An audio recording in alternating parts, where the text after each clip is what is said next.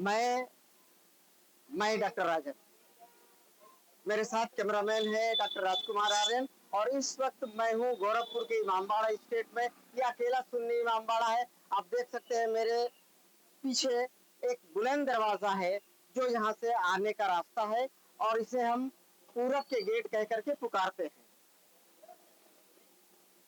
और जैसा कि आप जानते हैं कि ये एक ऐसा इमामबाड़ा है जो पूरे हिंदुस्तान में अकेला है। अकेला सुन्नी इमामबाड़ा, मैं हिंदुस्तान क्या कहूँ, ये एशिया का अकेला इमामबाड़ा है, सुन्नी इमामबाड़ा है। और यहाँ पर पहले मुहर्रम के 4 है। और इस वक्त हम पूरब के दरवाजे से अंदर जा रहे हैं।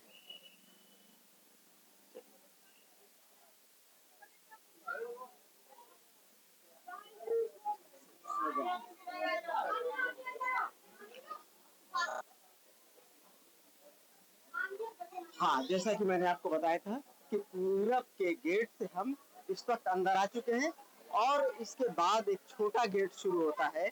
और वो जो गेट है, वो छोटा गेट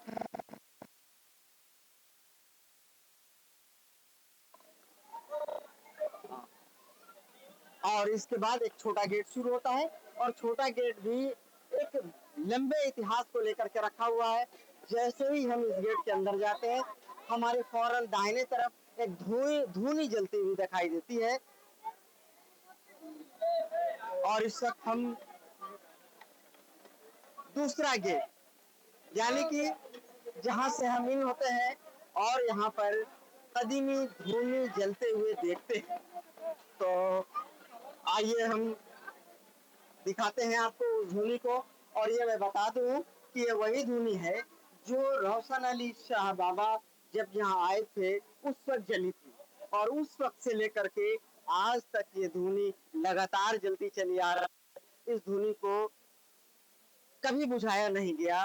ये अखलाक, मोहब्बत और अपनेपन की मिसाल है। तो ये आप देख रहे हैं, ये धूनी जो पूरे साल के साल जलती रहती है। यहाँ ज़ायरीन आते हैं, दुआएं मांगते हैं। तो जैसा कि मैं बता रहा था कि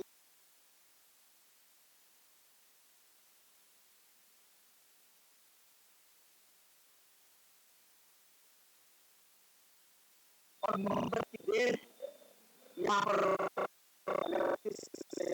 दुआएं मांगते हैं और ज़ियारत करके यहाँ से, और हम यहाँ से आगे बढ़ेंगे तो इसके फौरन बाद एक दरवाज़ा है।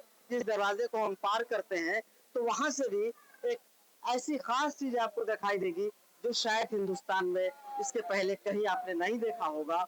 और वो ये बस सामने, जैसे ही इस दरवाजे से हम उस पार बाहर निकलेंगे, ज़ायरीन की भीड़ लगी हुई है।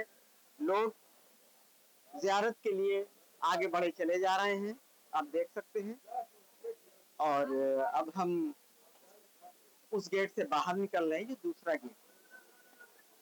और इस गेट के बाद एक छोटा सा सहन आता है, और उस सहन के बाद जो सामने दिखाई देता है वो एक दरवाजा है जहाँ से हम अंदर जाते हैं तो सोने और चांदी की ताजिया हमें दिखाई देती है।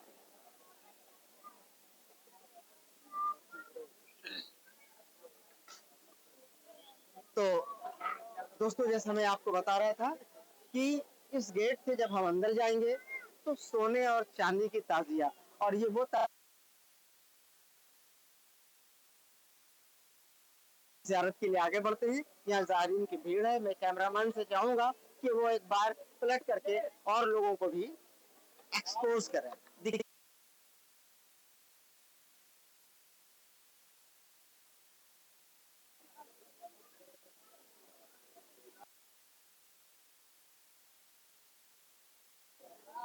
आप देख सकते हैं यहाँ एक पंखा लेकर के इस गर्मी में थोड़ी लोगों की मदद कर रहा है, और इस उम्मीद से कि इसकी भी थोड़ी मदद जरूर हो जाएगी। आइए सोने चांदी की ताजिया देखने के लिए अंदर चलते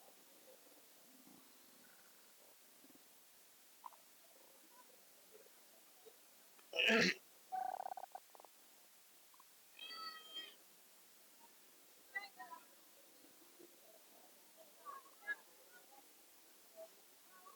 जी हाँ, अब हम आ गए हुए हैं सोने चांदी के ताजिया वाले इलाके में। आप देख सकते हैं मेरे बाएं तरफ सोने की ताजिया है, बगल में चांदी की ताजिया है।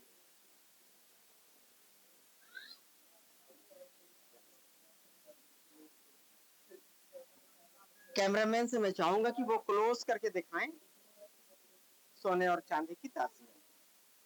ये वो ताजिया है जो हिंदुस्तान में अकेला अपना मकाम रखती है। जी हाँ, और इसके बाद हम देखते हैं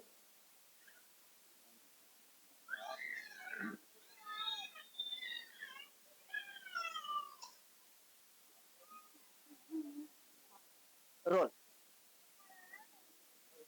सोने और चांदी की ताजिए के बाद मैं बता दूं कि इसके फौरन बाद यानी दाहिने साइड में मैं देखता हूँ तो रोशन अली शाह बाबा की कब्र है और दो कब्रें और हैं जो इनके जानशीन।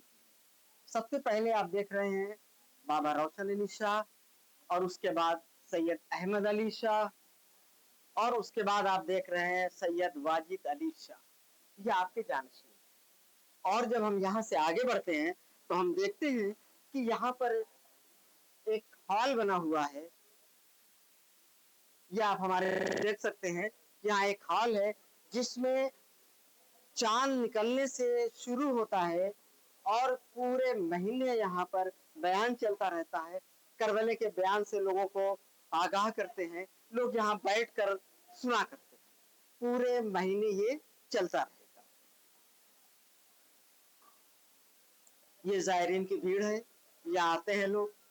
आने के बाद यहाँ पर जियारत करते हैं, यहाँ पर बयान सुनते हैं, करबले के बारे में जानते हैं, सुनते हैं, समझते हैं।